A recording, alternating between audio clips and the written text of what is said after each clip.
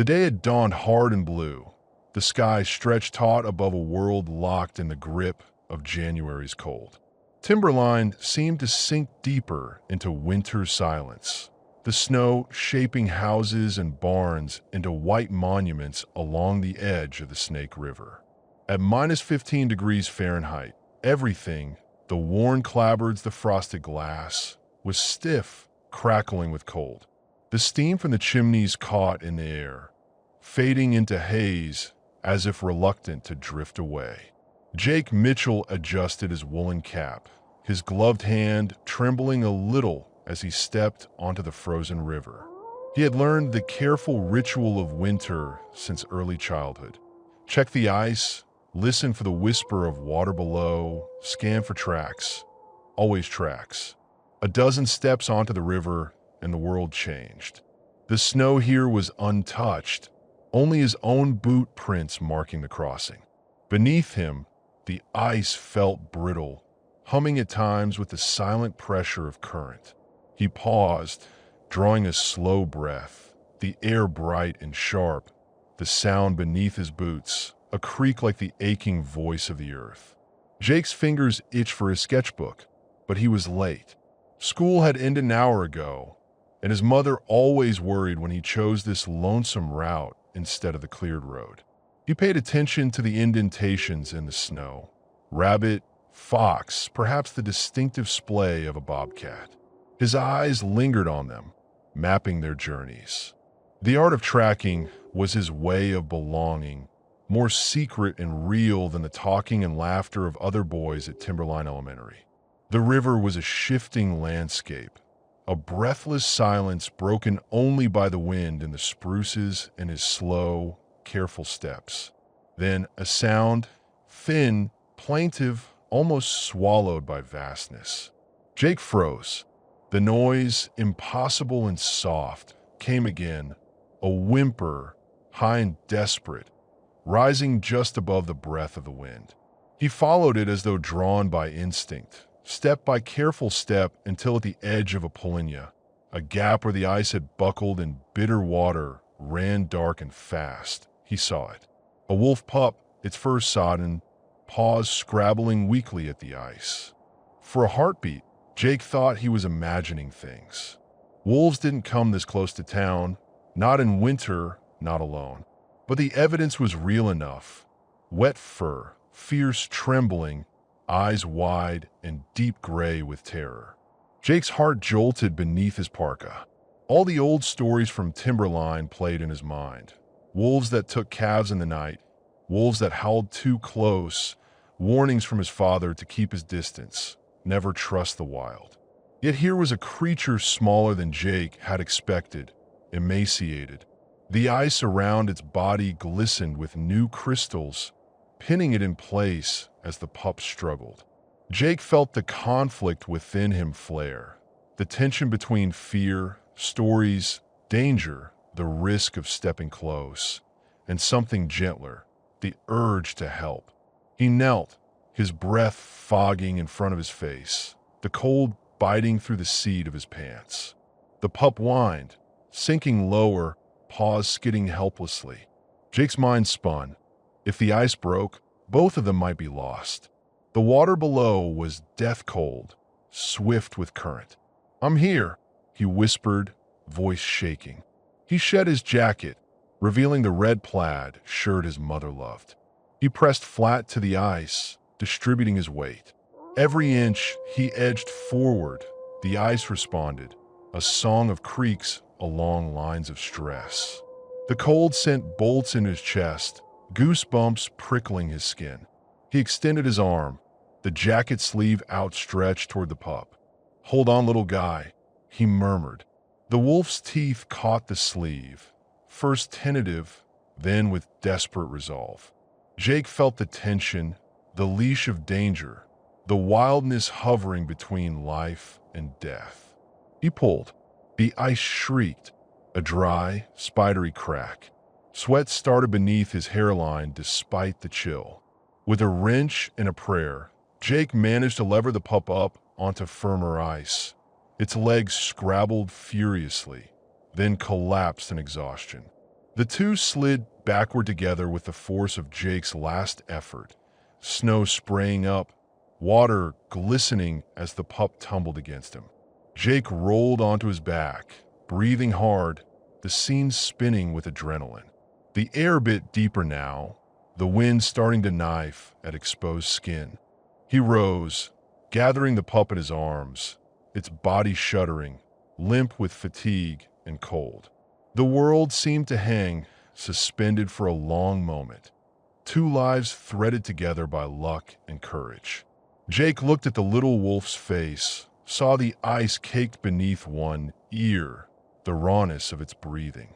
The animal didn't struggle, but pressed closer, its heartbeat wild in Jake's arms.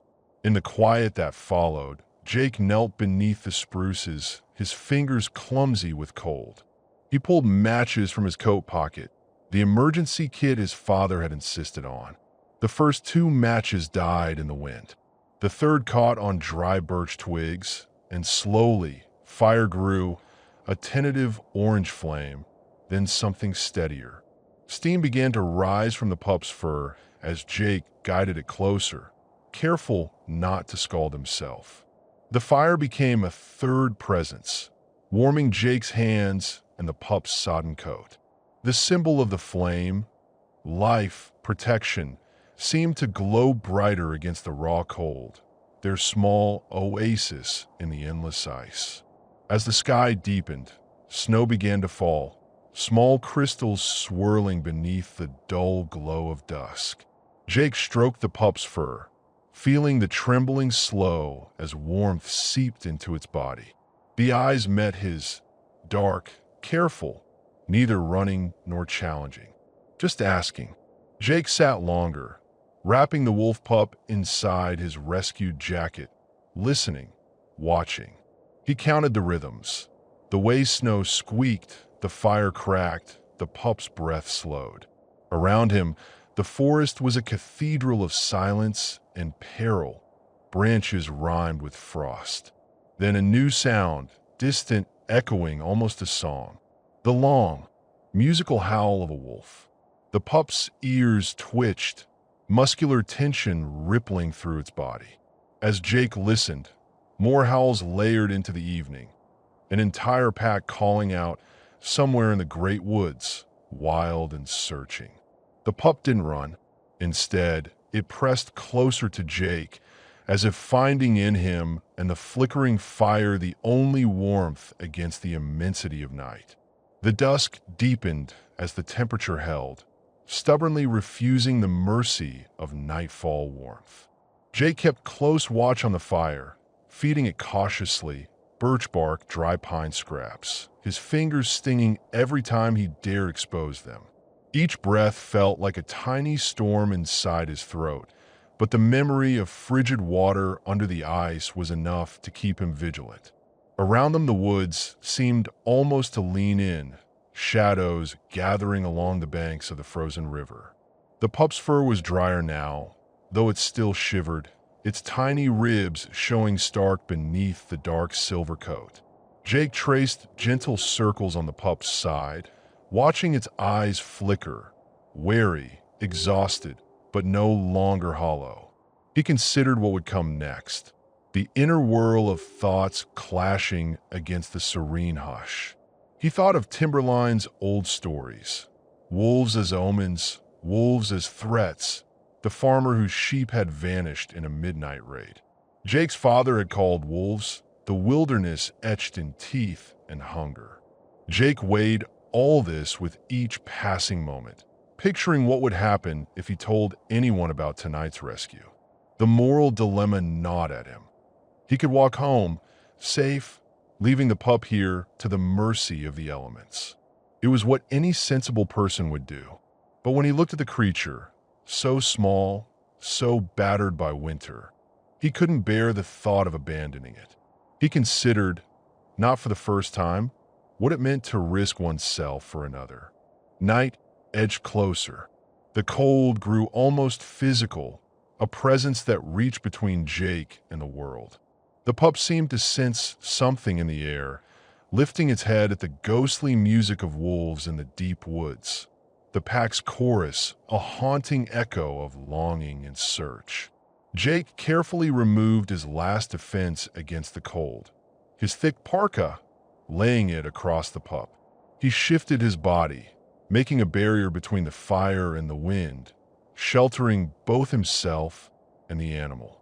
The rough weave of his flannel shirt did little to cushion him from the ice below, but he endured, jaw clenched, breath fogging the air. It was then, as the darkness reached its full strength, that the intimacy of their small circle became startlingly real. Jake studied the pup's trembling form. The way its fur, once slick and clumped with icy water, now shimmered in the firelight. He noticed the deep gray eyes, the way they held his gaze without panic. He saw the delicate point of its ears, the rhythm of breath, the dainty claws tucked against its chest as it curled for warmth. Sitting together, Jake began to sketch, using his finger on the ice as though it were paper.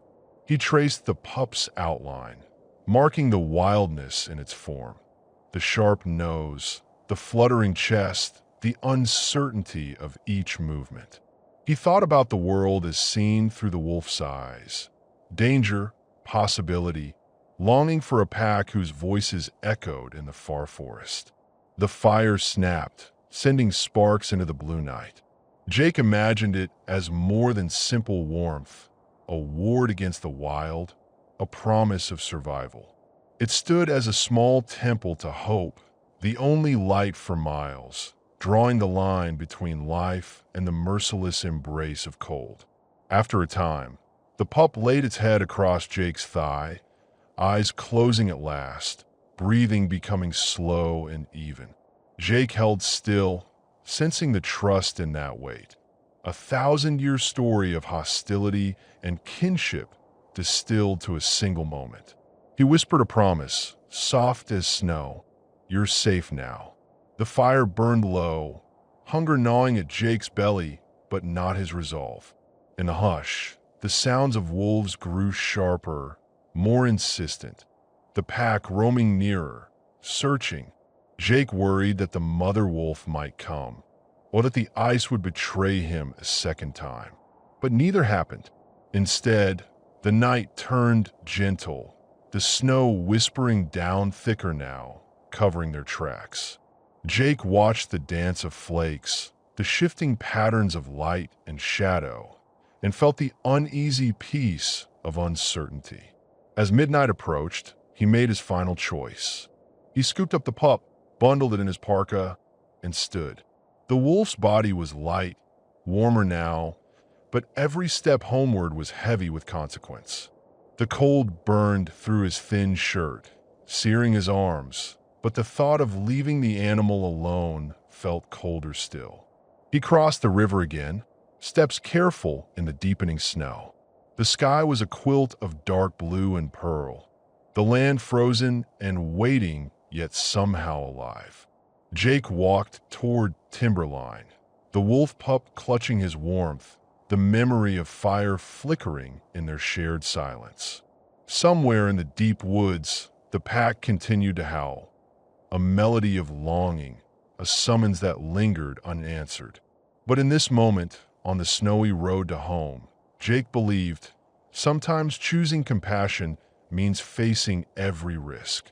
And sometimes on the darkest winter night, a single act of kindness can kindle a flame against the cold. Twilight thickened above timberline as Jake hurried through the snow, breath scattering in ragged bursts against the implacable cold. The wolf pup, wrapped deep inside Jake's parka, shivered and whimpered, body small and impossibly vulnerable. The world around them changed with the falling light. The bare cottonwoods were velvet black silhouettes, rooftops hunched beneath the weight of new snow, and the river a whispering, frozen serpent at the edge of town. Jake's boots crunched methodically, sinking into wind-hardened drifts, each step echoing in the hush. He skirted past the Mitchell house, its windows glowing soft amber through frosted glass. His father's truck wasn't in the driveway yet, A moment's relief, though tension burned in Jake's chest.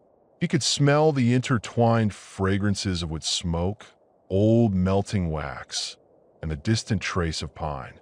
If anyone saw him now, it would mean immediate questions he couldn't answer. The barn squatted in shadow behind the house, door leaning slightly off its ancient hinges. Jake checked over his shoulder, pausing as distant voices drifted through the dusk. A neighbor calling for his dog, a car, door slamming, laughter from the Johnson kids 2 houses down. Normal life, unaware of the fragile world bundled against Jake's body. He slipped into the barn, heart pounding, and set about creating sanctuary.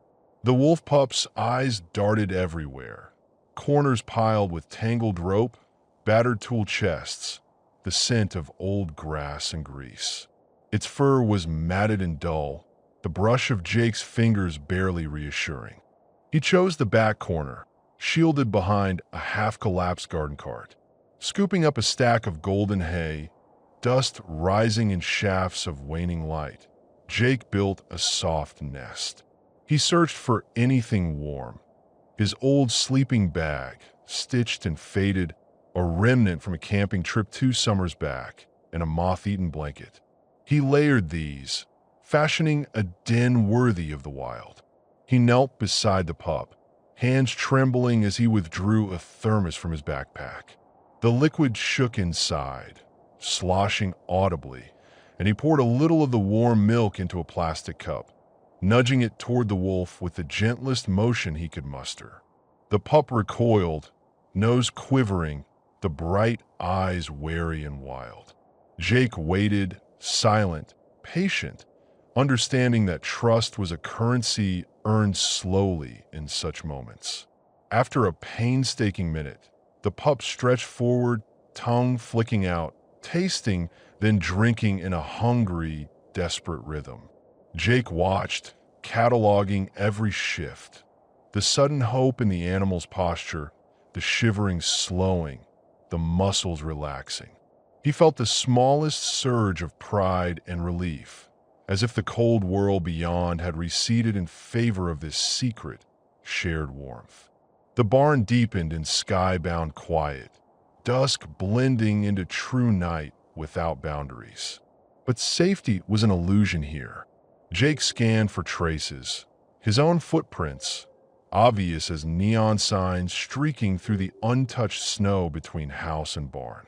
Anxiety prickled over him, every memory of his father's rules surfacing. Never hide the truth. Never bring wild things in close. Inside the barn, time stilled. Jake arranged the old sleeping bag into a den, fingers clumsy with the urgency of a secret. He draped his battered gray sweatshirt, the one he'd outgrown but never abandoned, over the tiny wolf, cocooning it in a piece of his own childhood. The animal, drowsy now, curled tight, nose tucked beneath one paw. Jake sat cross-legged, back pressed to the chill of the wall.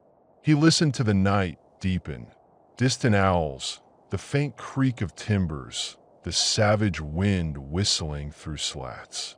The pup's breathing was uneven, lungs catching for long seconds before slowly releasing. Jake counted these rhythms, the fragile thuds of life he had sworn, unspoken, to protect. He thought about purpose, about the fragility of promises made to things wild and lost. In the quiet, surrounded by relics of forgotten summers and the gathering darkness, Jake found himself whispering little confessions. He told the wolf about the day's fear, about the bitter cold on the river, stories of teachers and homework, and how alone he felt sometimes at school. The words floated into the shadowy barn, unheard by anyone else. Suddenly, through the cracks in the boards, he heard voices, his parents, calling his name, their tones edged with note of worry and frustration. Jake glanced toward the house, panic rising. This was the test, safety or secrecy, confession or risk. He rose, brushing hay from his jeans, promising the pup a return before morning. Gently, He closed the barn door, careful to not let hinges shriek into the night. He traced his line of footprints back toward the house, each step a gamble, a bond of trust with a wild creature and knowing nothing of rules or consequences. Within the barn, warmth lingered in the hay and blanket, soft testimony to kindness even as night gathered strength. The night hung heavy outside the barn, the kind that pressed close against the glass, where the cold sharpened into teeth. Inside, Jake worked by the thin light of his phone, careful not to leave a trace or rouse suspicion from the house across the yard. His breath drifted softly as he leaned over the wolf pup, now settled into the nest of hay and old blankets. The animal's fur had dried in uneven tufts. Its eyes, no longer glazed with pain, tracked Jake's movements with hesitant curiosity. He unscrewed the lid from the thermos and poured out warm milk, letting the gentle steam curl between them. At first, the pup stayed back, its body curled tight, eyes wide and uncertain. Jake set the cup within easy reach, then folded his legs and waited. The barn, for all its clutter and shadow, became his fortress, a place where wildness and fragility might coexist. He could sense the anxiety in his own body, the racing heart, the flick of his eyes to the splintered boards, the constant dread that someone might enter and disrupt the fragile peace. Minutes passed. The pup inched forward, moved by the smell of warmth and promise. Its nose quivered over the rim. Finally, it drank in greedy laps, the trembling of its body slowly easing. Jake watched, memorizing the details. The way animal hunger softened into tentative trust, how every swallow marked a small victory against the dark. When the cup was empty, the pup licked the inside 2 final times and looked up at Jake with a faint, uncertain gratitude. He found himself smiling, a slow curve born not of accomplishment but relief. The sense that he could make a difference, however fleeting, overwhelmed the ache in his fingers and the tension in his shoulders. Jake began to make the loge more comfortable, muting the edges of the sleeping bag with handfuls of fresh hay, draping the shredded blanket over the pup's body. He traced the rim of his old sweatshirt, soft, faded gray, around the animal's torso. The pup made a small sound, almost a sigh, then curled tighter, the warmth pulling it into uneasy sleep. The barn was alive with scents and secret history. Jake breathed in the mixture. Sharp hay, lingering oil, the distant echo of horses from years long gone. The world outside was ruled by frost and wind, but inside, the night found pockets of gentleness. In those moments, Jake knelt beside the den, eyes adjusting to the thin light. He noticed a chain of footprints, his own, leading from the house to the barn door, perfectly outlined in new snow. Panic stirred in his gut. If his father awoke early, he'd see the trail as plainly as a map, a path revealing each forbidden step. Jake imagined possible excuses, but none rung true. The dilemma gnawed at him. Should he sweep the snow, risk waking the house, or simply hope for another snowfall before dawn? The risks multiplied, each possibility threatening discovery. Yet, in his chest, the resolve to not abandon the creature outweighed the danger. He checked the pup one last time before leaving. Its breath came in slow, uneven sighs, chest rising and falling under the old sweatshirt. He remembered his own times of vulnerability, the sleepless nights, the squeeze of anxiety during science tests, the ache in his stomach when he didn't fit in at school. He felt connected to the small wolf, each of them hunted in their own way by forces beyond their control.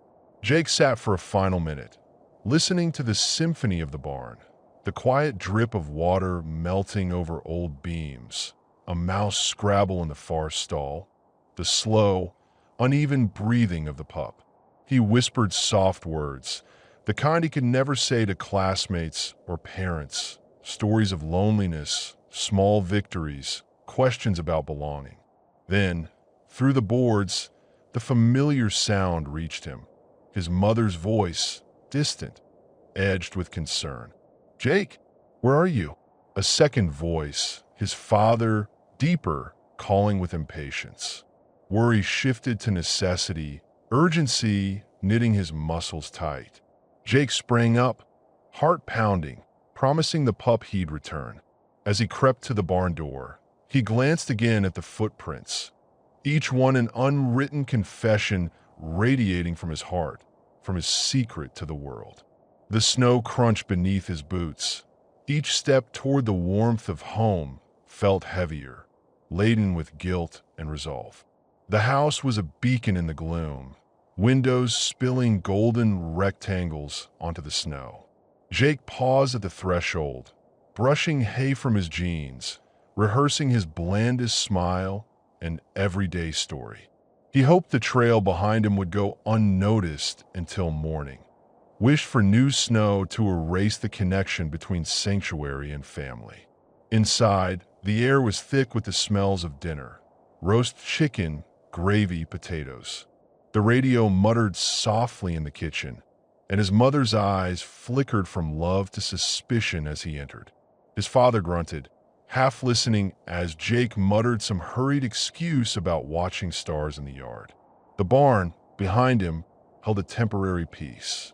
The wolf pup, wrapped in borrowed warmth, slept on, its dreams for now untroubled by the chorus of wildness outside.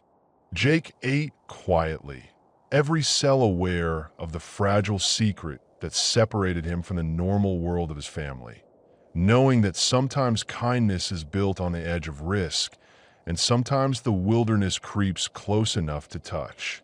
The days in Timberline bled together under the implacable hush of winter, schoolwork passing in a stream of lessons Jake barely heard. His mind drifted always to the barn.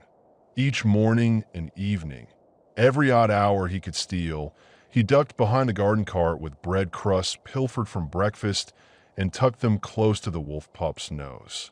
They were together, in secret, as the world beyond swirled with the monotony of cold. 3 days after the rescue, the snow fell relentlessly overnight, filling Jake's path to the barn with new drifts, erasing all footprints. The world offered mercy in erasure. In the morning, Jake stepped out with careful nonchalance. He greeted his mother, mumbled about math quizzes, and hurried through chores, his body humming with impatience. The barn door groaned happily. Inside, Gray, the name Jake had whispered to the pup on the second night, choosing it for the creature's smoky pelt and storm-colored eyes, lay curled in the hay, stronger now, ears pricked as Jake entered. Jake poured more milk, now careful to warm it just right, and watched as Gray gulped it down for more fluff than before, the wound on its flank almost healed. Jake told him quiet stories, random words, confessions. As he fed the pup, the barn seemed to shrink time, closing them into a bubble of hope.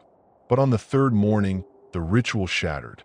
As Jake brushed straw from Gray's coat, the barn door swung open in a gust of wind. His father, Mike Mitchell, loomed in the frame, his face unreadable, narrow eyes flicking from the mess in the hay to Jake huddled close to the den. There is no concealment, no time for lies. Gray whimpered, shrinking against the wall. Jake froze, his pulse racing. Mike stepped forward with deliberate steps, boots clomping on the old boards. For a long moment, he said nothing, only staring. His gaze was fierce, the look of a man who'd spent life wrangling wildness, hunting and guiding, charting every out-of-place detail in snow. Then he broke the silence. "Jake, explain." Jake's voice quivered, barely stronger than the barn's trembling walls. "He was drowning out on the river. I pulled him out. He's just a pup. He would have died." Mike's eyes narrowed, jaw shifting as he weighed his options between anger and some unreadable emotion. Wolves aren't meant for Barnes, kid. They're not puppies. You know better. I couldn't just let him die. Jake's words tumbled out.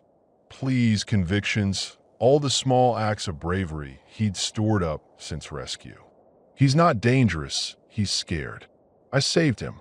Mike knelt carefully, closing the distance between father and son, but keeping a wary eye on Gray. He reached out. The wolf bared its teeth, faint, uncertain, then relented as Mike's broad, rough hand settled gently on its scruff. You know why I tell you not to get close, don't you? Jake swallowed, feeling the edge of all the myths that shaped his father's childhood. Wolves as devils, stories of lost livestock, bitterness handed down in stories over thick mugs of coffee. Because they hurt cattle, because people say they're bad, because in the wild, rules are clear. Wolves take what they need. Kids need protecting. Mike's voice was hard, but underneath, Jake could hear the thrum of something softer. Maybe regret, maybe memory. Gray watched, unmoving, a strange eloquence in his gaze as if he understood that Mike was the threshold to his own survival. Jake pleaded, voice trembling with every hope he dared to claim. I'll do everything, Dad. I'll feed him, clean him. Please, he's just a baby. You always said every creature deserves a fair chance. For a moment, Mike's eyes softened, face thrown in shadow by the barn slats. When I was your age, I rescued a fox, he said quietly. Split paw caught in a fence. My father threatened to shoot it. I hid it in my room until it got strong enough to limp away. Mike pulled back, rubbing at his temple. Lessons come hard in the wild. Compassion doesn't always mean keeping things close. Jake nodded, tears blurring his vision. He felt the scales balancing between tradition and mercy, youth and hard-earned wisdom. At last, Mike straightened. You get to keep him till spring, not a day longer. When grass comes in, he goes back to the wild. He fixed Jake with serious eyes. Your responsibility, every bite, every mess, every risk. And not a word to anyone, not even your mother. This town's too small for secrets. Joy flooded Jake, swift and life-bright, but he masked most of it, knowing relief was fragile. Thank you, Dad. I promise he'll be mine to care for. Mike glanced at Gray, studied the wolf's breathing, the wary lift of his head. In one deliberate movement, he extended a finger and stroked the pup behind an ear. Gray stiffened, then allowed it. A truce, perhaps, or the start of something better. Jake watched the scene, heart tumbling with relief and anticipation. He reckoned the invisible price of mercy, that sometimes compromise meant the world. The barn door closed behind Mike with an echo, letting quiet settle thickly across the hay and timbers. For a while, Jake did little but sit near Gray, feeling the lingering rawness of confession, how relief could ache in the chest while fear loosened its grip. He listened to Gray's breathing, different now. Hesitant, yes, but no longer fearful of every sound. The pup rolled over, stretched, and blinked up at Jake, settling deeper into the nest. Jake traced a finger across the back of Gray's head, wondering if the wolf could ever know what mercy felt like. Twilight deepened, painting purple shadows along the barn beams. Jake watched as Gray, for the first time, rose unprompted from his den and wandered edge to edge of the wooden floor, nose working. He sniffed at the door, the warped threshold where barn gave onto the snowy yard. Then, uncertain, pressed a paw against the gap. The porch was new territory. With a shiver, Gray stepped over, paws sinking lightly into the thin drift just inside the barn.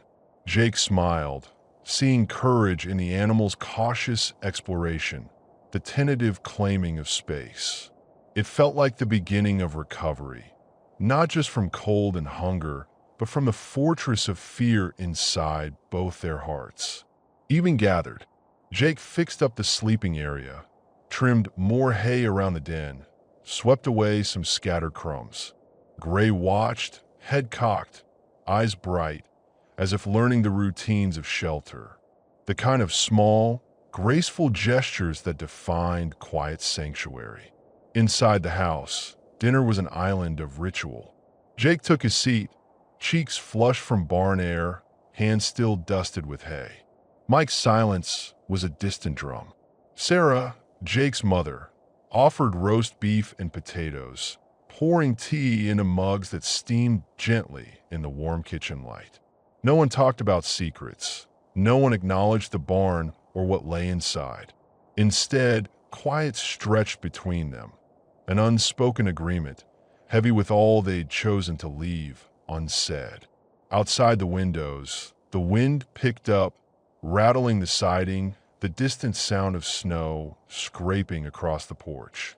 Jake ate quietly, watching the patterns of steam, the way candlelight shimmered in the folds of his father's flannel. Words felt dangerous, each bite laden with the kind of tension families learn to bear. Sarah glanced at Jake, concern in her eyes, and underneath it, something like acceptance, or perhaps the readiness for truths she already suspected. After dinner, Jake wandered to his room, pausing at the window. The snowfall had thickened, a flurry of white confetti covering barn and trees, masking all evidence of the morning's drama. The glow from street lamps lit the village with a fairy tale haze, while somewhere in the dark boundary between forest and settlement, the wild called out in long, distant howls. Jake lay on his bed, sketchbook open. Instead of shapes and lines, he wrote words, tiny confessions of hope, prayers for survival, promises of responsibility. The rituals of childhood, distant dreams of cartoons, easy games with classmates, felt muted now, supplanted by the new urgency of caretaking, secrecy, and the pulse of wild things at the edge of civilization. Night folded the world smaller. Mike stepped quietly into Jake's room, settling on the edge of the bed. He said nothing for a long while. Then, voice low and rough, saw Pack's tracks circling past the fields. Probably wolves. 7 or 8 sets, I think. Jake pictured the outlines in snow, claw marks and prints, the code of wild things trailing through the hush of night. His breath caught, for Gray's family, still searching, and for the potential reckoning that spring might bring. Mike's gaze softened. They're stubborn when they're missing a pup. Might hang around a while.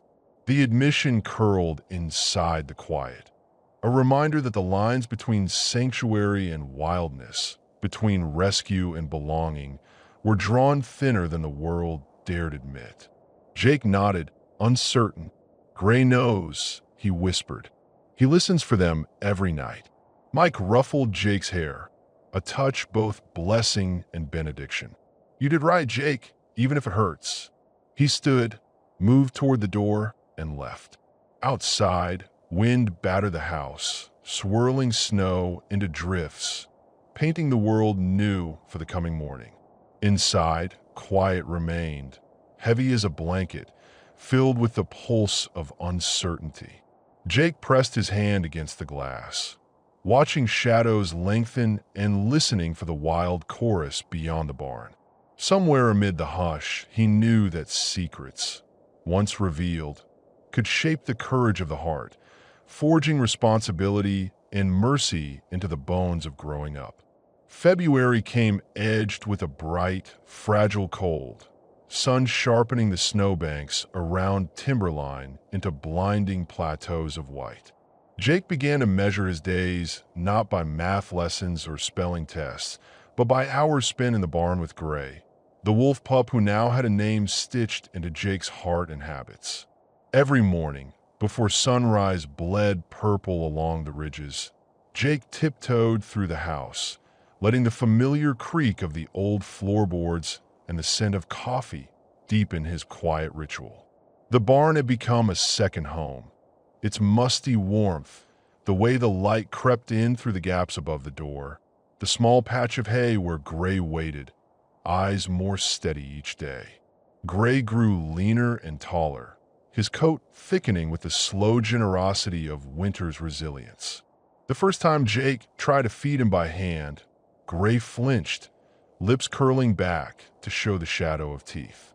Jake waited, patient as falling snow, holding out meat scraps until the trembling receded in Gray, trusting despite his wild heart, accepted food from Jake's open palm. Their bond deepened with each hour, measured not by words but by comfortable silences and shared breaths. If the wind howled sharp against the barn's frame or footsteps crunched dangerously nearby, Gray scrambled behind the cart, hunched and shivering. Jake learned to speak softly then, quoting lines from stories or humming half-remembered tunes until the pup relaxed, nose nosing for comfort through the straw. Old routines fell away. Jake stopped joining schoolyard games. He spent afternoons after homework forging narrow trails between barn and house, trampling the snow into a track so familiar he called it Gray's Path. Over weeks, the trail became a living map, streaked by Jake's boots, marked by small paw prints, anchoring the rhythms of care, belonging, secrecy. Inside the barn, sensory details formed a new language. The wild, earthy tang of wolf fur, the muffled thuds as Gray rolled in the hay, the surprising warmth of his breath when he huffed up close in greeting. Jake could spend hours kneeling by Gray's side, fingers buried deep in the thick ruff, cataloging textures, how wildness felt alive, sweet, electric beneath the pads of his fingers. As trust grew, so did the sense of possibility. Jake tried to teach Gray simple commands. "Sit," he whispered, offering a wedge of cheddar as reward. Gray blinked, head tilted, responding instead by rolling sideways, pressing his flank up against Jake's knee. Jake laughed, a ringing, open sound that echoed high among the roof beams, startling a flock of sparrows outside. Other attempts to teach stay, fetch, quiet, faded into mutual amusement. Gray would sometimes pick up a stick from the straw and prance around the barn, tail flashing, only to drop it at Jake's feet and dash away, as if the game itself was reward enough. One afternoon, with winter's sun slanting gold behind the barn, Gray seized a fallen broom and tugged at Jake's sleeve, eyes sparkling. They wrestled for the makeshift prize, Jake's laughter bouncing bright off the wood and hay, Gray's paws dancing clumsily but with growing confidence. It was the sound of joy resurrected, of bonds remade in playful combat. Jake realized with a sudden rush how long it had been since he'd laughed freely, without awkwardness or restraint. Each visit to the barn became pilgrimage. Sometimes, when Jake was sure the world slept, he tucked Gray against his side, wrapped in the old sweatshirt, and told quiet secrets, small heartbreaks from school, moments of loneliness, the ache of wanting a place to belong. Gray listened, wise beyond instinct, sometimes nudging Jake's hand when words failed or breathing slow and steady when Jake needed silence instead.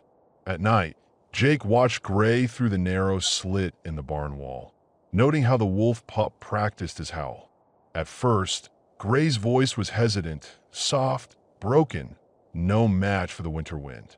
But in time, Jake heard the howl strengthen, gathering shape and confidence, blending with the distant chorus of the pack. The barn echoed with longing, wildness, the uneasy truth that Gray was learning who he was even as he learned to trust Jake. Every morning, the path between house and barn deepened, each footstep imprinted with commitment. It became more than a route. It was a living symbol. Care made physical, the small act of choosing to cross boundaries for someone who needed him. At times, Gray would rest his head on Jake's knee, amber eyes watching, a posture so open and vulnerable it stilled Jake's heart. Some nights, Jake lay awake thinking of how their worlds had narrowed down to this, shared warmth, patience, laughter, the understanding that sometimes you protect another by simply showing up.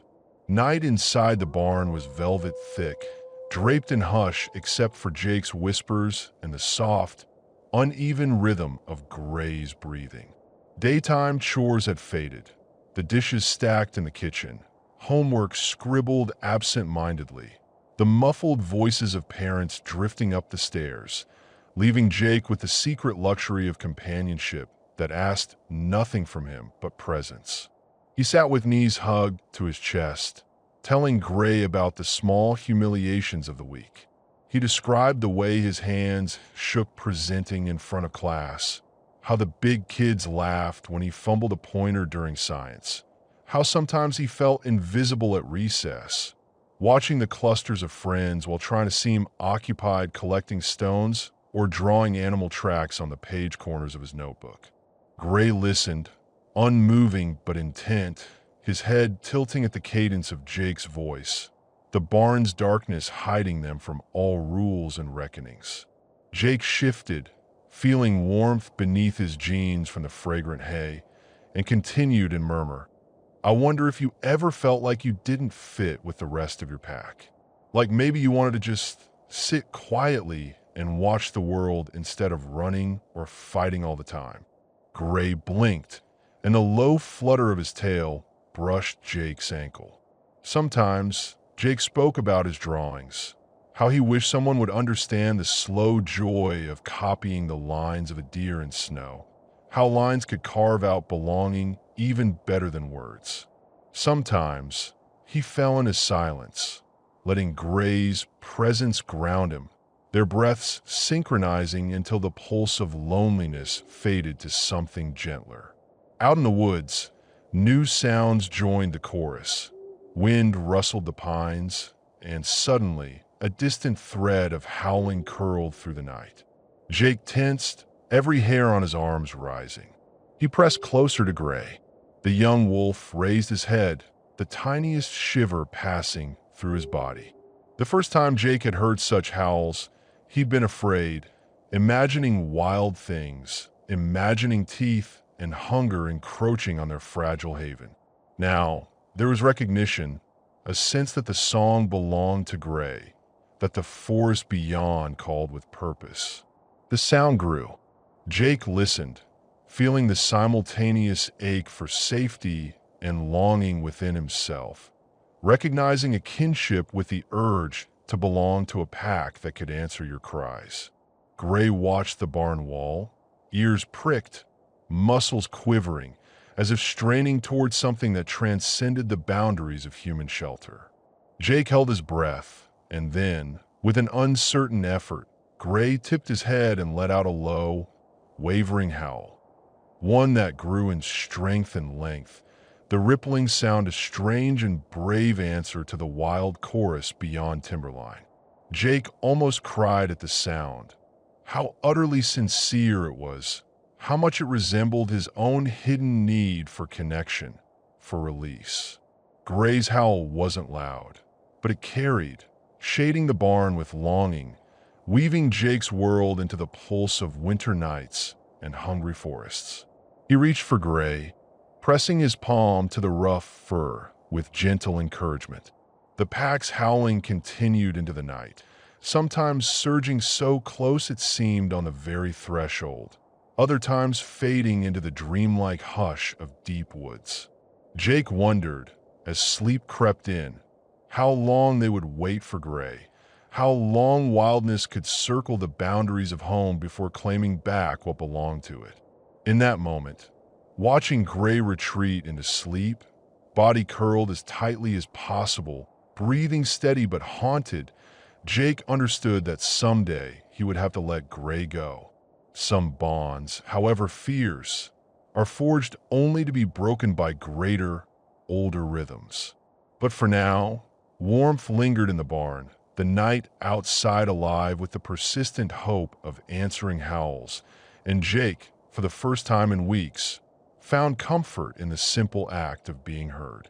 It began with a warning on the radio, the voice of a weatherman crackling through static, promising the kind of blizzard the elders whispered about in late February, their faces grave in the yellow glow of kitchen lamps. Jake's father checked snow shovels and stacked extra wood near the back porch, his jaw set in a worried line. Frost gnawed along every window. Timberline braced for a siege. Walls thickened with wool blankets and hope. The first gust swept through at sundown, spinning flurries off rooftops in a wild, shrieking dance. Jake pressed his forehead to the window, seeing little beyond white swirl and the hulking outline of the barn. Every few minutes, he found himself whispering silent prayers for Gray, the wolf pup, now as much a part of their household as the coffee pot or the recipe box, yet still vulnerable beyond the reach of human warmth.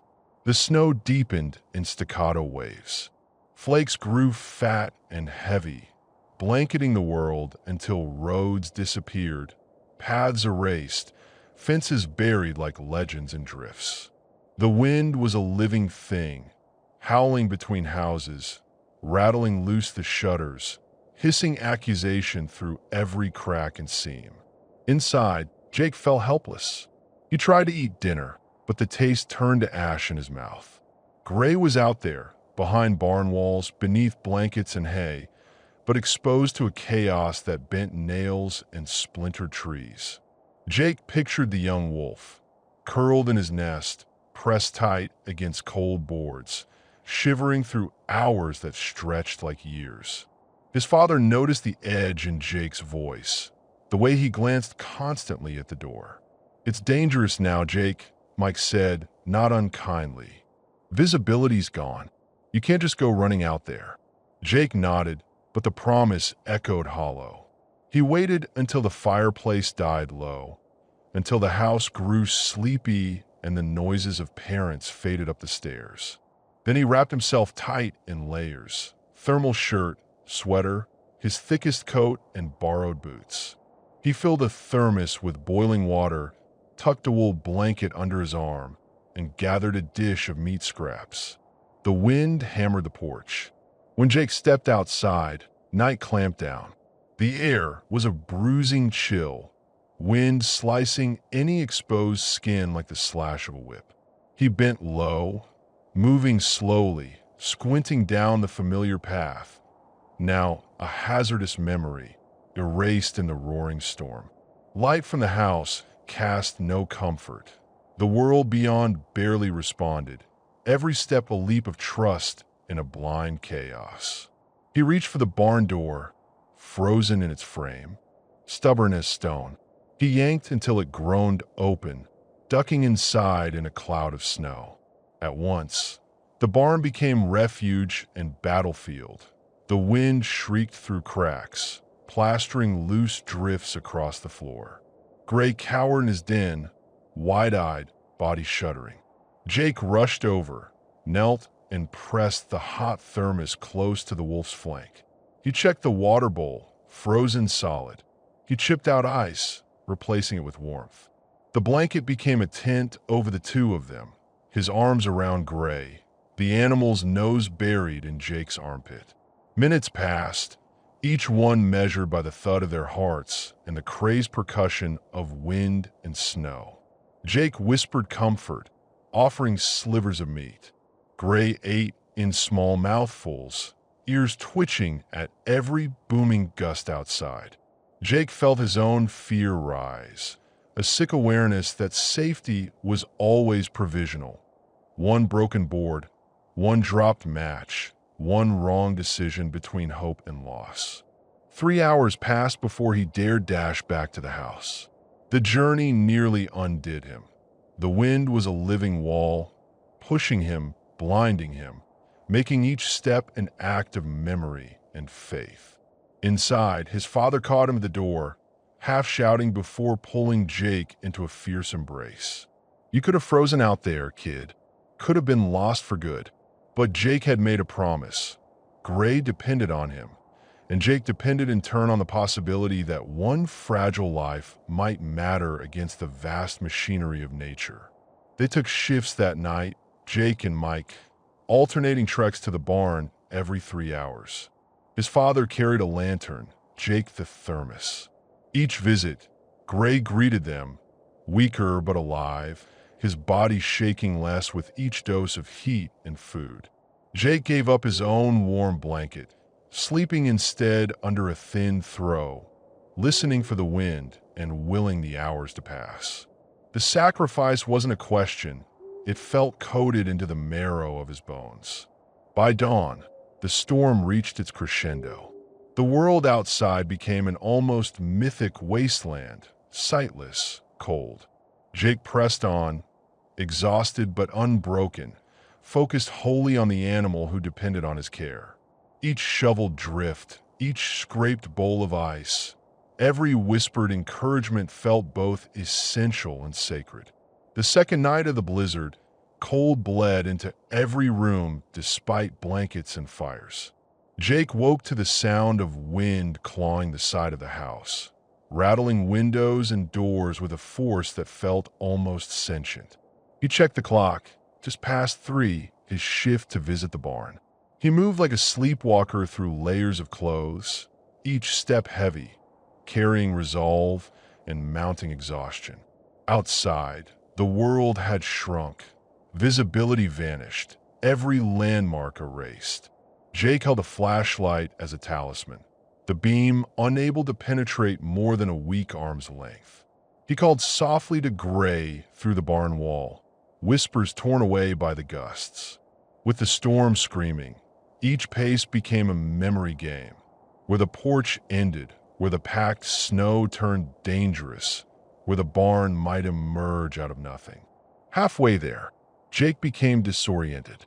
Snow spun in wild eddies, his footprints erased instantly, and the flashlight flickered under the assault of flying ice. For a horrible moment, he felt the panic rise, the barn nowhere, the house lost, the blizzard swallowing every clue. The world was a whited-out void, each breath a test. He turned, searching through spinning shapes, heart beating an uneven code. A sudden, distant glow cut through the chaos. A lantern held high, bobbing like a star. Jake pressed toward the light, lungs burning, eyes stinging. He recognized his father's silhouette, broad and defiant against the elements. Mike shouted, words battered by wind, but drew close, reaching out. Jake staggered forward, collapsing into the shelter of his father's arm. Together, they fought through the final drifts, Mike leading, Jake clinging to the lantern beam. Inside the barn, the world softened. Jake knelt, body trembling, face wet, not with snow, but tears. The fear, the exhaustion, the rawness of risking everything for Gray boiled over. Mike didn't speak. He just pulled Jake close, letting silence replace comfort, the warmth of a father's embrace anchoring Jake among the storm's rage.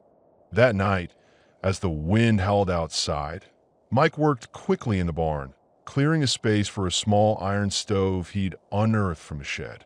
He fitted the old stovepipe through a window gap, struck matches, and soon a flush of heat filled the air. Jake and Gray pressed close, feeling each degree as a lifeline.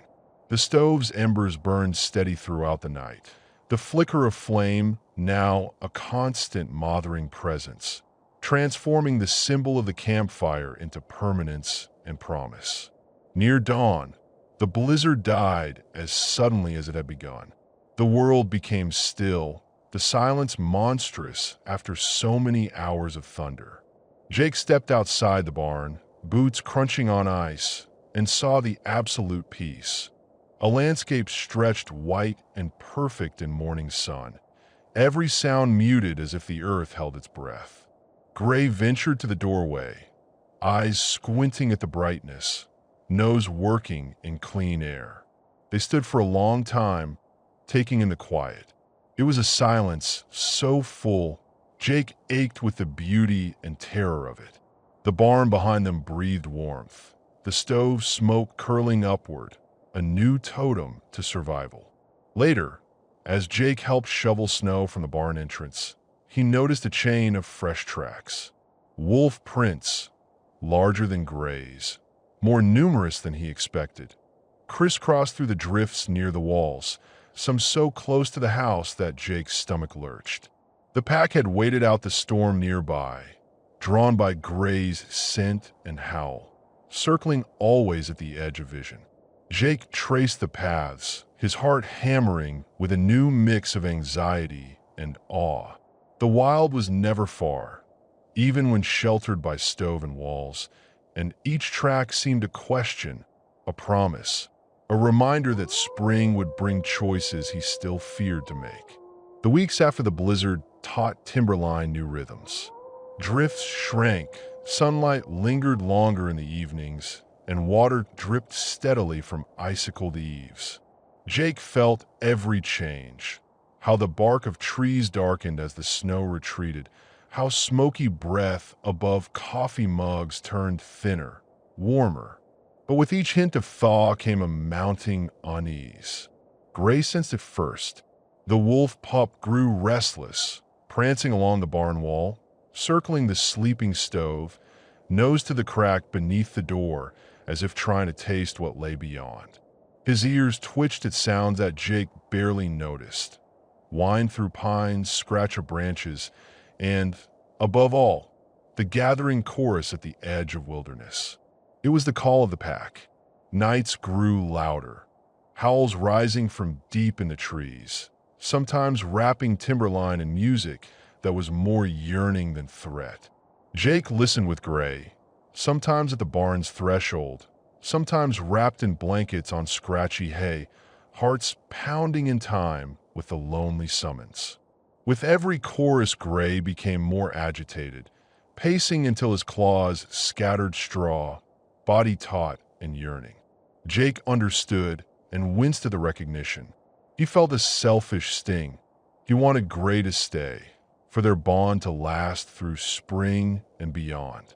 But watching the wolf press to the barn door, trembling with longing, Jake saw the pull of wildness for what it was. Not a rejection, but a root-deep need to belong. One night, when the pack sounded particularly close, Jake couldn't sleep. He listened for an hour, each howl weaving hurt and hope, wondering if Gray heard his mother among their calls. Jake wrapped his arms tighter around his knees, fighting the tide of dread and understanding that swept through his thoughts. Near midnight, Gray could no longer be soothed. He scratched and whined at the barn wall until Jake relented, pulling on boots and a coat.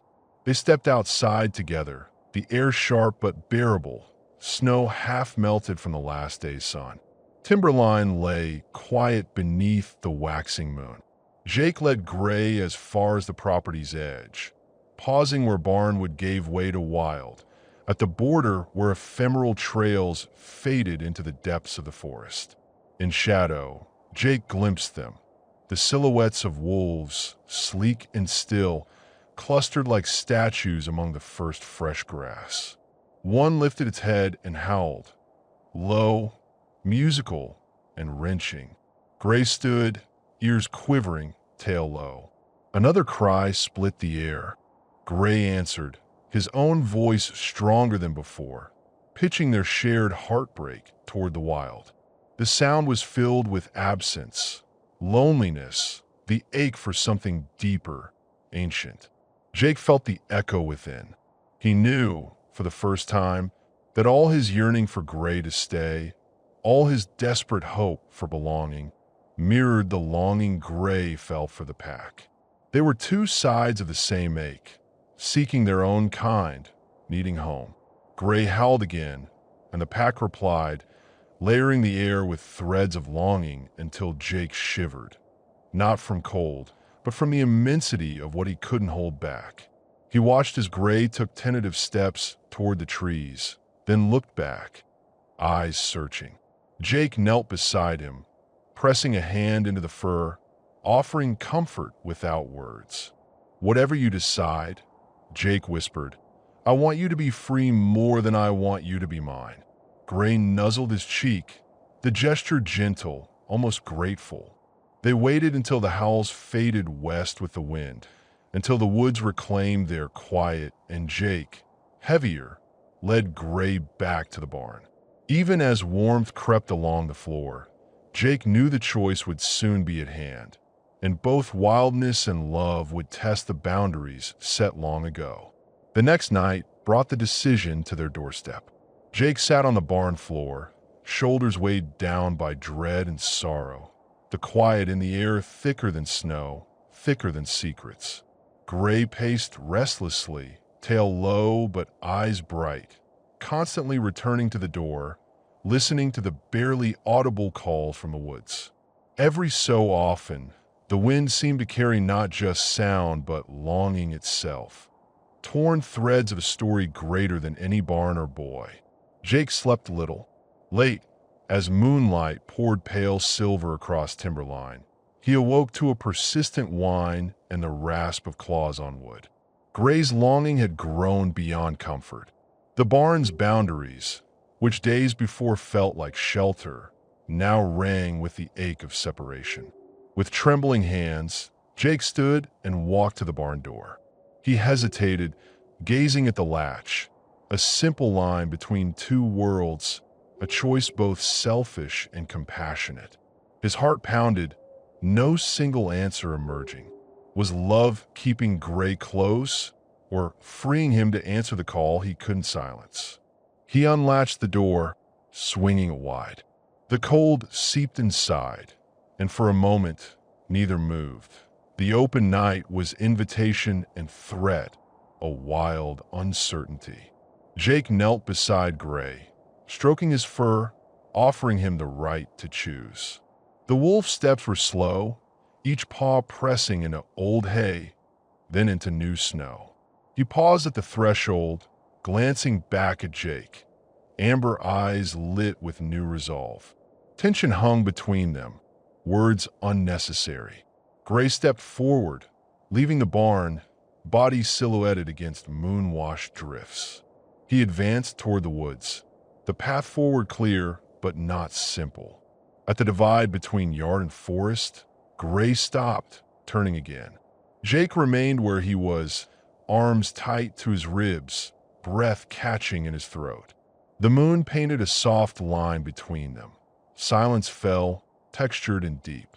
Gray lingered, the choice not sudden but deliberate, a test of freedom against memory. Jake watched, torn between urging Gray onward and calling him back. He managed only a whisper, "You can stay or go. It's yours." Gray took 2 steps, then 3 before pausing again. They watched one another, the barn behind, the woods ahead. Every second waited with goodbye and possibility. Finally, Gray pressed his nose to the air, scented the chorus of his kind, and, slowly, with the grace of someone stepping through the pages of a forgotten story, walked back to the barn. But his gaze was changed. Within it, Jake saw wildness tempered by heartbreak, the realization that 2 homes might call, but only one could answer. Inside, Gray moved differently, less anxious, more assured, yet with a haunted caution, as if the boundaries between staying and leaving had grown transparent. Later, Jake walked outside, following the paw prints that marked Gray's hesitant path. The tracks led from the barn into the snow-blurred edge of forest, looping and crossing, doubling back as though Gray himself were uncertain. Divided by longing, Jake followed the trail until he reached the copse at the forest's edge, moonlight streaming through bare limbs. There, barely visible, stood an adult wolf, larger, more regal than Gray, her posture protective. She watched Jake and the trail with unwavering attention before melting into the shadows, her presence a silent promise. The pack had not forgotten. The wild would remain just beyond reach. Jake retraced his steps, heart pounded, noticing the subtle way Gray's tracks joined and parted from his own, the snow marked with symbols of connection and separation, a pattern that would repeat until spring. Inside, Jake sat near Gray as the wolf curled into sleep, breathing easier now. The wild chorus faded in the distance, the woods claiming their own. But for tonight, Gray remained, with freedom offered, wildness unanswered, and tomorrow uncertain. There was a wild glory to April in Timberline. Days lengthened until dusk was just a shimmer on the river, and every patch of melting snow seemed to burst into color overnight. Gray trunks, gold sun, icy blue shadows over the fields. The Snake River, once a silent ribbon of ice, now thundered with breakup, slabs shattered, tumbling downstream. The first open water gleaming between hunks of muddy ice. The world woke everywhere. With the thaw came change. The barn, once Gray's haven, felt smaller and less necessary. He grew rapidly, limbs stretched taut, chest broadening, coat sleek and healthy. No longer the shivering pup, but a creature full of strength and latent wildness. His attention shifted. Some mornings he still greeted Jake with nose nudge and flicking tail. But more often he paced the boundaries of the yard, staring intently toward the river and the woods beyond. The old games lost their magnetism. Gray refused scraps, ignored familiar commands, spending long stretches tracking scents and practicing pounces on invisible prey in the straw. Jake noticed, with an ache softened by weeks of quiet preparation, how their relationship changed. Feeding rituals transformed into evenings of watching. The small wolf testing his own skills, nose in burrows for mice, muscles bunching, eyes darting after robins instead of listening for footsteps on the barn floor. Sometimes Gray looked right through Jake, his eyes drawn to something older and deeper than comfort. It hurt. Jake tried not to mind, tried to tell himself their journey together had always pointed this direction.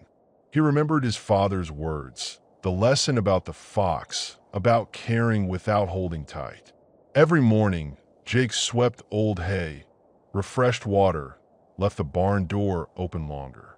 Every day, Gray crossed the boundary a little further. The trail Jake had stomped all winter blurred, melted into messy rivulets where snow surrendered to the rising sun. One afternoon, Jake took Gray down to the riverbank, a place sacred to their memory, the spot of rescue, the haunt of danger and hope. The air smelled sweet and wild, filled with the heavy perfume of earth waking up. Water surged dark and freezing, chunks of ice whirling in current. Here, Jake sat, silent, watching as Gray prowled the edge, testing paws on rock, gazing into the swirling water as if hunting for the story of who he was before winter. Jake dared a few words, his voice unsteady. "This is where I found you." The memory flooded him. Not just the scramble for life, but that terrifying mix of courage and recklessness. The split second when a boy risked everything for a wild thing with no name. Suddenly, tears pinched Jake's eyes. He pressed his face into his sleeve, ashamed but unable to hold the feeling back. Gray approached, sensing trouble in his guardian, licking Jake's fingers with gentle insistence. The bond, though altered, surged for a moment, a mutual understanding of loss and gratitude. Jake buried his face in Gray's thick fur, letting the river's roar mask the sound of a boy mourning the end of what had been. The scene remained, sunlight tangled in water, wind throwing willow seeds into Jake's hair, riverbank mud cold beneath his boots. Gray moved with purpose, no longer a pet, no longer a secret, but something beyond, something ready to choose. Across the river, in the pale fading light, a shadow moved, tall and lean, unmistakably wolf. She paused, calling softly, eyes trained on Gray. The pack, having waited on the edge of thaw, was returning once more. Gray's ears twitched. Instead of bolting, he stood grounded, torn between old loyalty and new wild. Jake watched, knowing spring was not just about beginnings but about letting go. His heart nodded in a twist of longing and relief. Part of him desperate to freeze the day, another part proud to witness Gray so alive and strong. The river thundered between them, a torrent that separated safety from wildness but also stitched their stories together. Rescue and release, fear and freedom. Spring moved quickly in the valley. Ice vanished from the Snake River. Water surged full and wild, slicing the land cleanly between timberline and the distant birth of the forest. The flood threatened to cut off passage, a wall between boy and wild, a last immutable signal that the time to choose had nearly arrived. Jake watched the water, heart pounding. He measured each day in stolen glances at Gray, now nearly grown, paws broad, jaw powerful, tail sweeping with confidence and caution. Gone was the need to cower in straw or wait for comfort in Jake's arms. The wolf moved with assurance, sniffing spring air, ears trained on birdsong and the distant crackle of thawed branches. The final weeks were marked by distance. Gray stopped eating the meat Jake offered, ignoring bowls left with care, instead rooting near piles of mulch for worms or stalking voles darting along the sodden barn floor.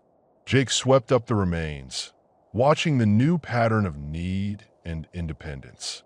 Most afternoons, Gray paced the barn, the restless line from den to door worn smooth by his steps.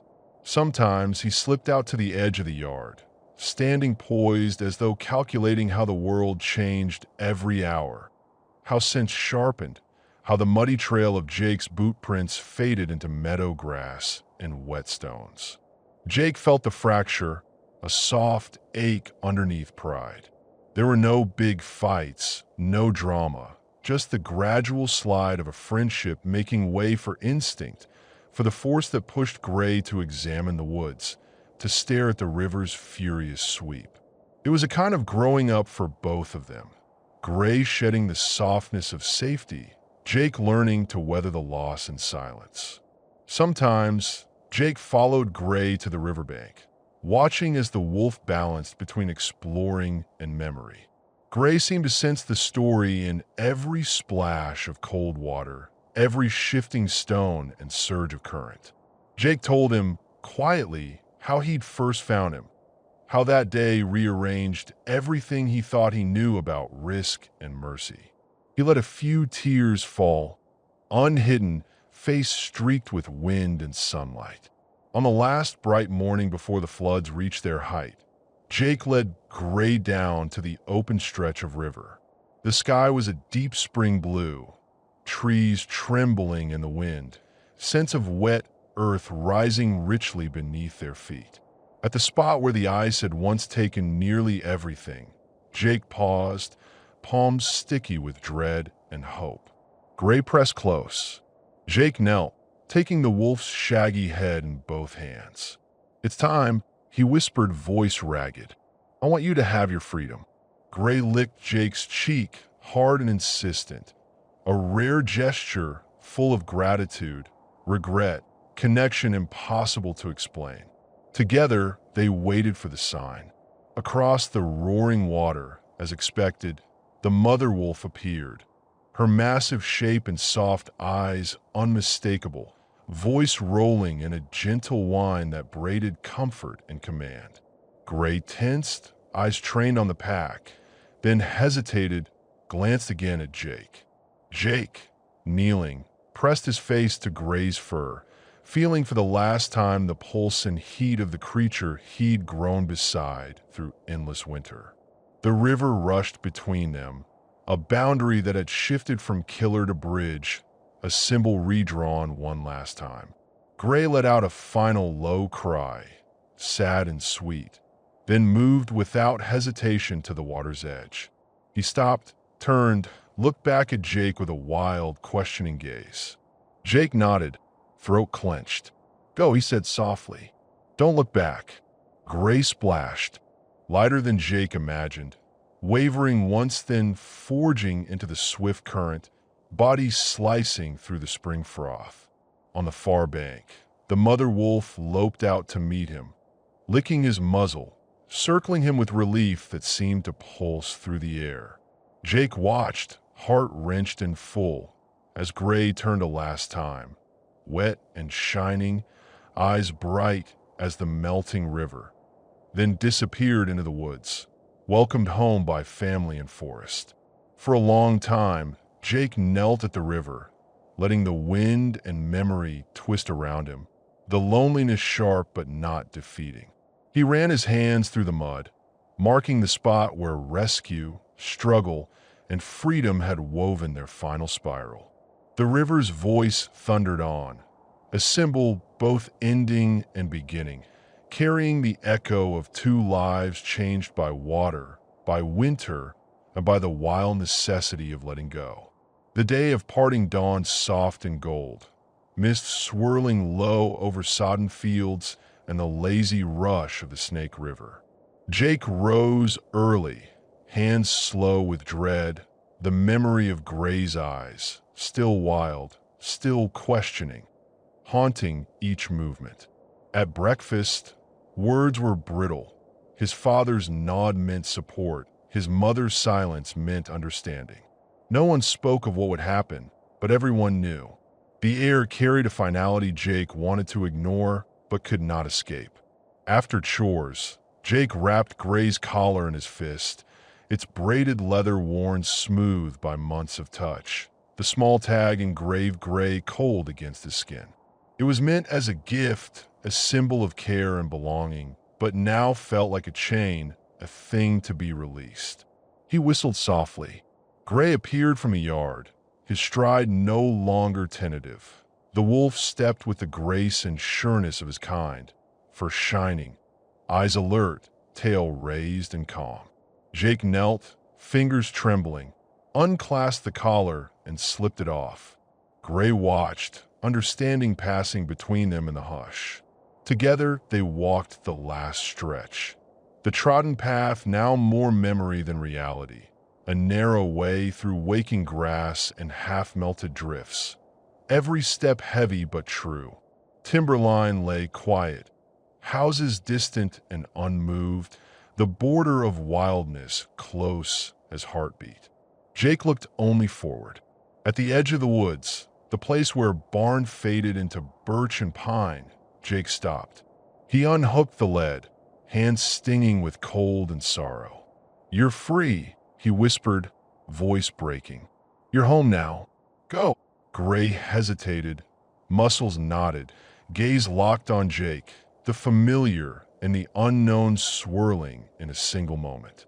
The wolf's body tensed, as if measuring the gravity of the world, the cost of comfort against the pull of need. Jake gave a gentle push, his palms trembling, tears streaming unchecked down his cheeks. "Go, Gray," he pleaded, gut-wrenching. "Go to them. Run." Slowly, with all the agony of parting, Gray moved forward, tail low, eyes shining. He crossed the intangible line from domestication to wildness, the grass giving way beneath his paws, the trees bending to whisper a greeting. From the shadows, the mother wolf slipped out, circling Gray, nuzzling, licking, her posture all welcome and recognition. They pressed together, Gray melting into her side, two bodies joined in warmth and assurance.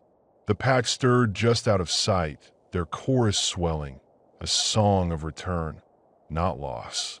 Jake knelt on the ground, arms wrapped tight about himself, sobs shaking his chest.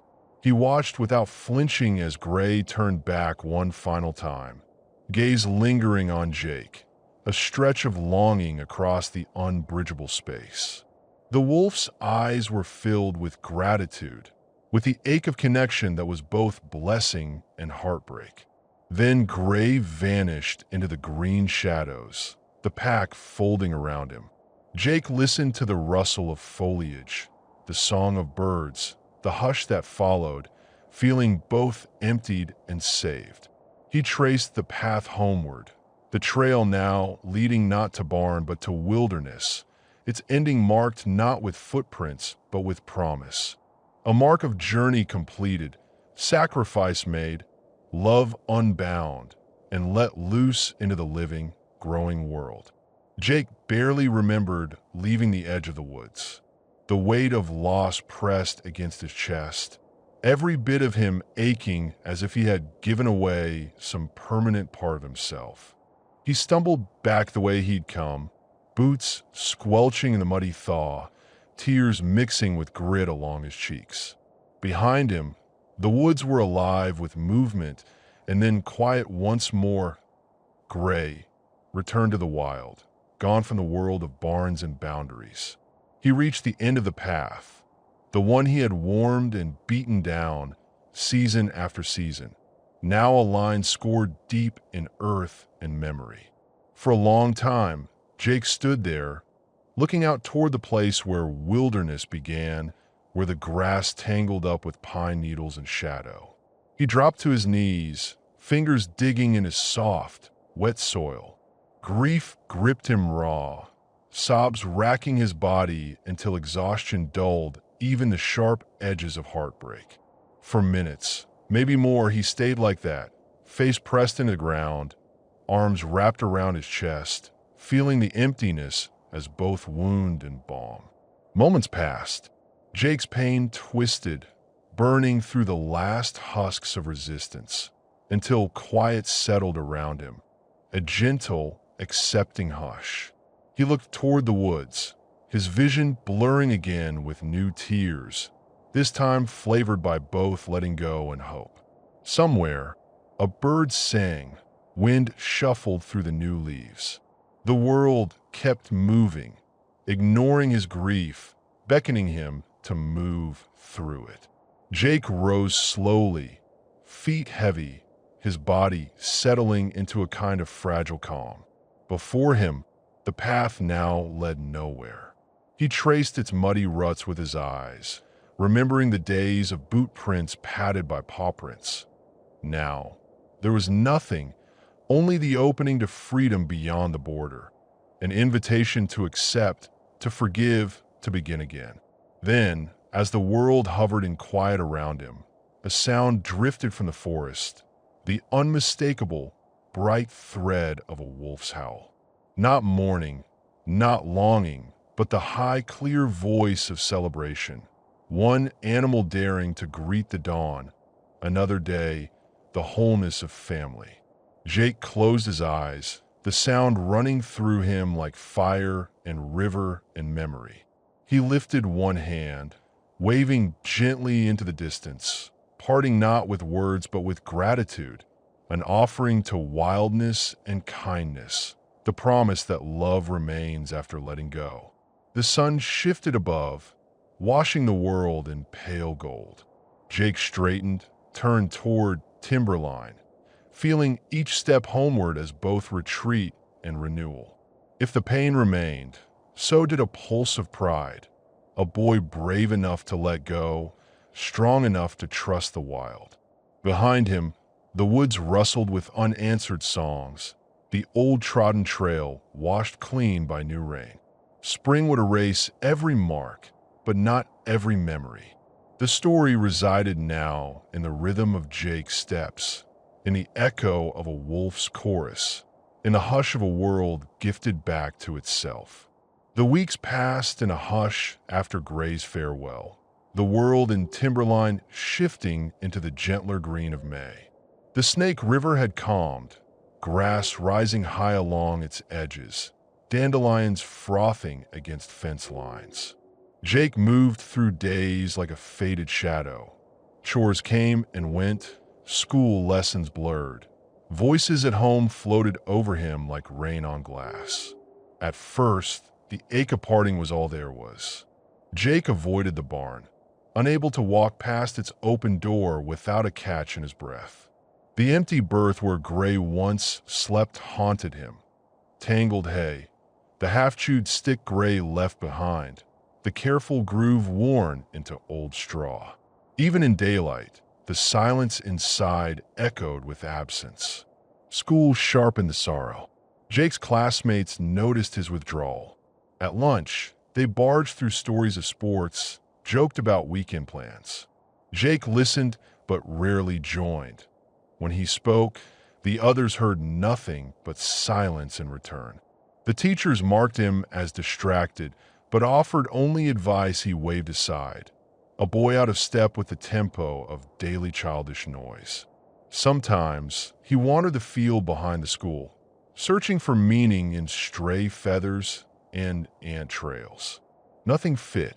Jake's world, once anchored in the rhythms of wolf care, spun loose, purpose missing, every gesture slack. His father watched, a quiet presence in the house. Mike made no demands, asked no questions. Instead, he sat evenings on the back porch, whittling small sticks into lopsided shapes, waiting for Jake to join of his own will. One Saturday morning in late May, Mike slid a battered tackle box across the kitchen table. "Let's fish," he said quietly. Jake tried to refuse. The energy to argue leached from him. But his father waited, gaze gentle, knowing grief needed patience, not fixing. They drove in silence down old county roads, past the greening fields, to a slow bend of the Snake River. Dew glistened on the reeds, and the water flowed with the easy rhythm of spring. Mike cast their lines, and together they settled on the bank, boots buried in soft mud. Conversation came slowly. Mike spoke of his own childhood, how, after setting his fox free, he nursed bitterness and anger, afraid to let happiness creep back in. "It takes time to heal," he said, "but you did something brave, Jake. Not just the rescue, the letting go." They watched the river, sunlight skipping over waves, ducks cresting with impossible balance. In the rushes beyond, a mother duck shepherded her young, 4 mottled balls of down, following her through deep pools, learning the art of survival. Jake leaned forward, chin on knees. "She teaches them everything, and then lets them swim." Mike nodded, lines swaying in the current. "Life's like that. It's a circle. Everything you let go finds its own way forward. You gave Gray the start. That's real love, giving, not keeping." They sat in companionable quiet, neither needing more words. Jake felt the tension inside ease, the ache still present, but somehow less sharp. He watched the duckling family vanish into tall grass, the river's rush repeating the lullaby of old lessons. Later, they built a small fire on the riverbank. Mike struck the match, smoke curling into bright May sky, carrying with it memories, camping trips from years past, laughter, the hush of nighttime stories. For Jake, the fire glowed with new meaning, not just warmth, but the promise that life could continue even when it felt emptied out. As the sun slid west, Jake dared to speak. "I think I can draw Gray now, not as a pet, but as a wolf." Mike smiled, passing his knife across the tackle box. "Good. Make something from all this. Stories, drawings. Don't keep it inside." For the first time in weeks, Jake felt the knot in his chest loosen.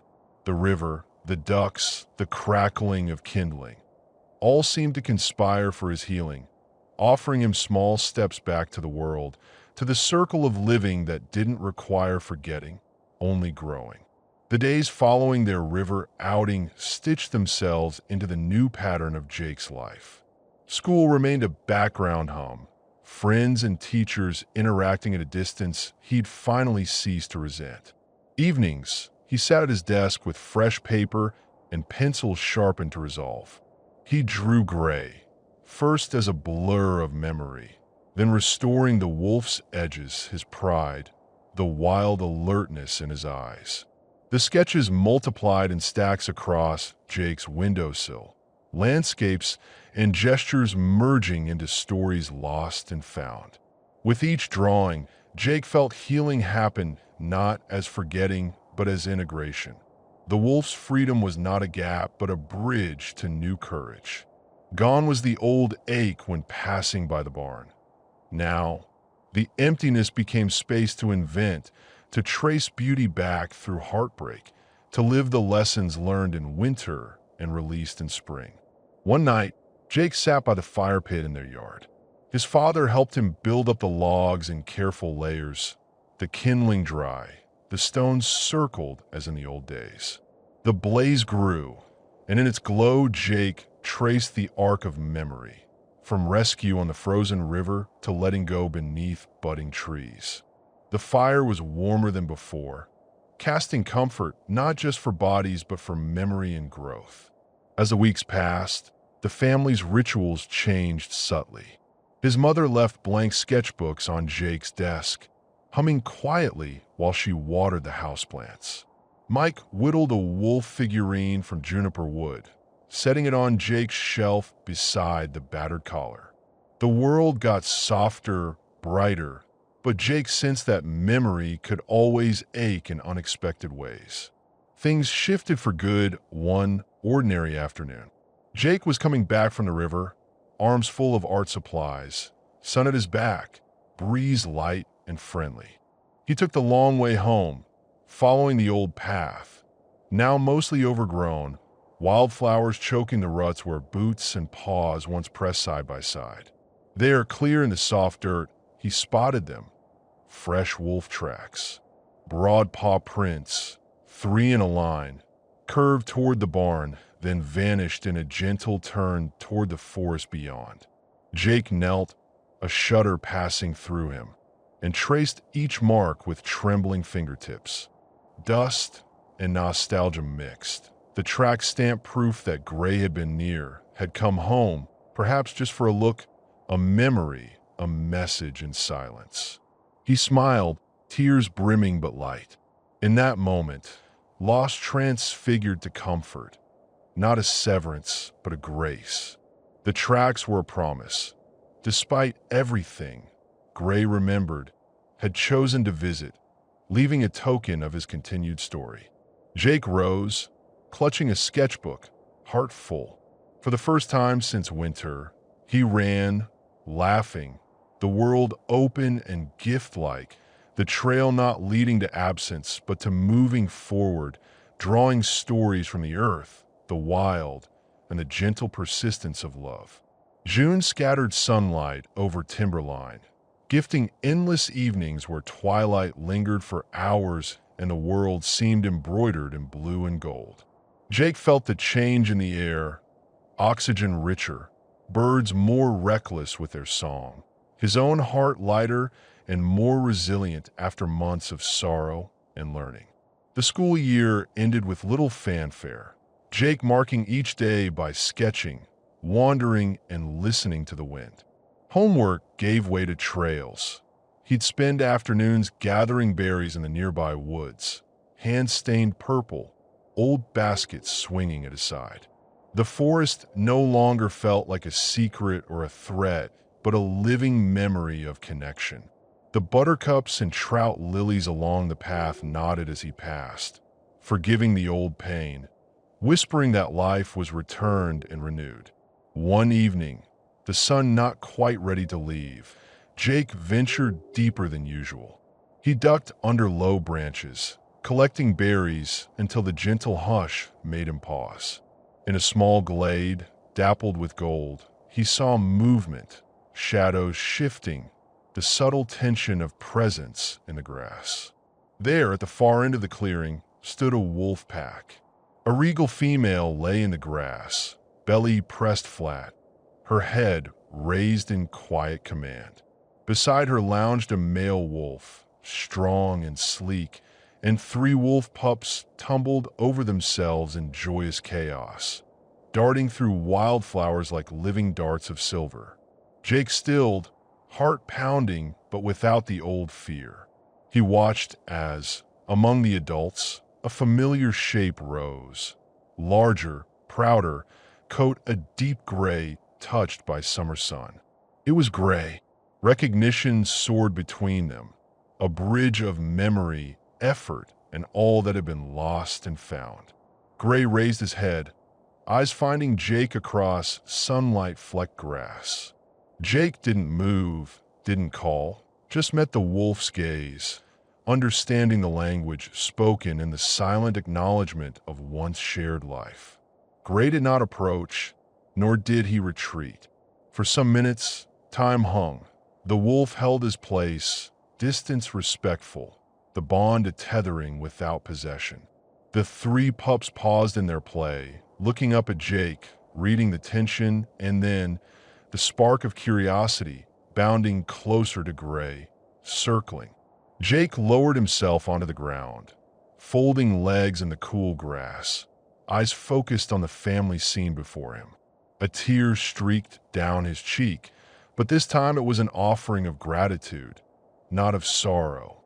He watched as Gray nudged his pups, leading them into a loose, gentle play, sometimes pretending to chase, sometimes tumbling beneath their wild paws. The air shimmered with the song of crickets and distant river, the world holding its breath while nature played through its perfect circles. Jake thought of all the seasons spent nursing wounds, learning courage. He realized that the lines between boy and wild, between holding tight and letting go, were only as firm as the heart's willingness to grow. He didn't call Gray's name, didn't try to claim him for the past. Instead, Jake sat quietly, legs damp from evening grass, hands loose in his lap, the memory of every winter night and every spring step rolling through him in acceptance. Gray looked at him with gentle affirmation, eyes promising all bonds endure if given proper space.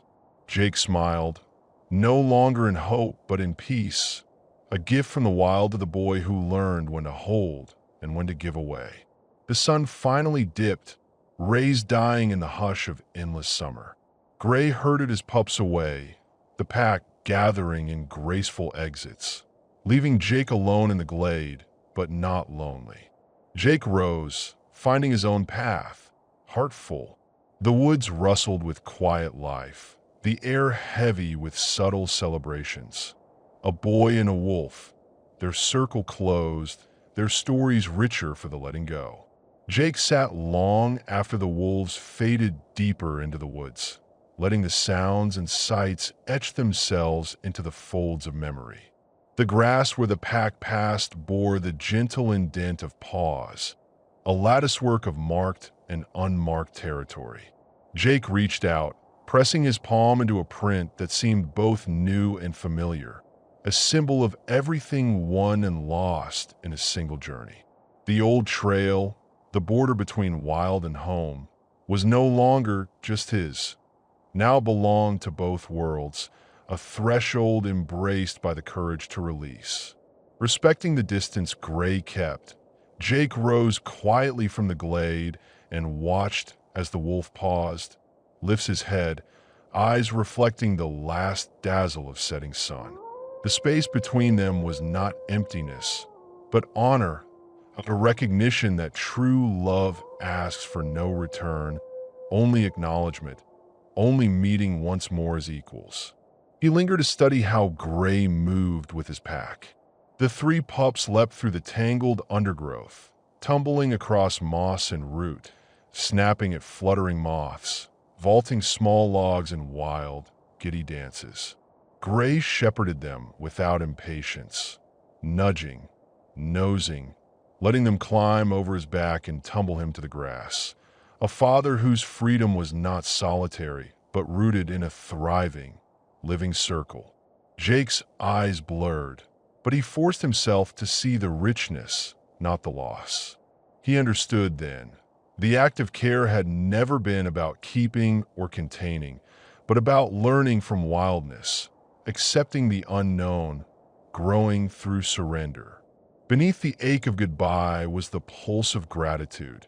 He felt it radiate between sky and soil, between every echo of Gray's childhood howl and the summer shrieks of his own offspring.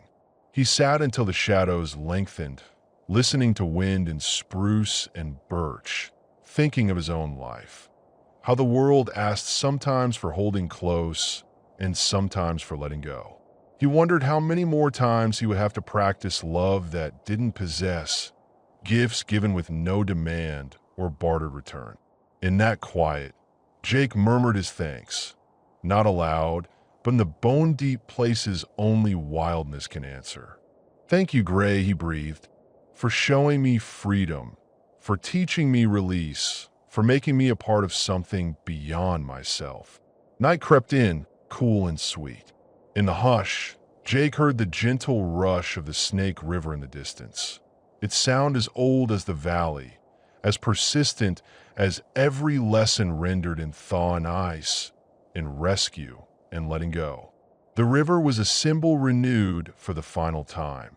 From danger to passage, from boundary to belonging, from fear to memory. Gray lifted his muzzle, sending a soft, private howl into the dusk. Jake answered with a wave, not needing language, only presence. Rising, Jake walked back, feeling the closing of the circle. Every step toward Timberline was now both departure and homecoming. He moved through the woods, traced the winding path, heart adorned with peaceful knowing. The sunset painted fields with lavender and gold, mist curling through hollows and lanes. Jake looked once more to the west, where wolves vanished, and turned his mind toward what waited in the quiet room. The box of sketches, the unfinished stories. Even as the world sounds faded and moonlight silvered the trees, Jake felt no emptiness, only fullness. Inside, the house glowed warm. Jake placed his latest drawing, a picture of Gray standing at the edge of meadow, pups at his side, beside all the older ones. He knew the memory would not die. It would be retold and honored, a mark of time and transformation. He watched the twilight settle and knew that somewhere, far off, a wolf howled and a river ran. And, for those who learned how to listen, life continued without interruption, without demand. And for the boy who dared to love and let go, there would always be warmth, always the quiet certainty that he had become part of the wild as it became part of him.